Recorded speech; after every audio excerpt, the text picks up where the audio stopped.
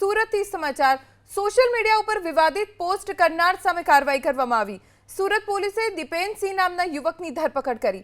આરોપીએ આતંકી હુમલા અંગે આપત્તિજનક વિડિયો અપલોડ કર્યો હતો, જેથી તેની ધરપકડ કરીને તપાસ કરવામાં આવી।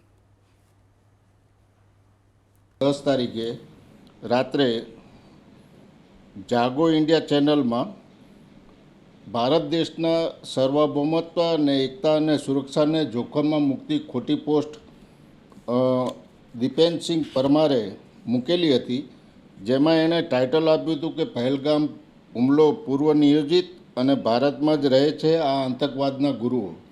એ અનુસંધાને એણે વિડીયો પોસ્ટ કરેલો હતો, જે મીડિયાની ખોટી પોસ્ટ અપલોડ કરેલી હતી। એ અનુસંધાને અમરોલી પોલીસ સ્ટેશનમાં એના વિરુદ્ધમાં ગુનો નોંધાયો છે અને હાલમાં આરોપીને એરેસ્ટ કરવામાં આવેલ છે। સુરત પોલીસે દીપેનસિંહ નામના યુવકની ધરપકડ કરી। આરોપીએ આતંકી હુમલા અંગે આપત્તિજનક વિડિયો અપલોડ કર્યો હતો, જેથી તેની ધરપકડ કરીને તપાસ કરવામાં આવી।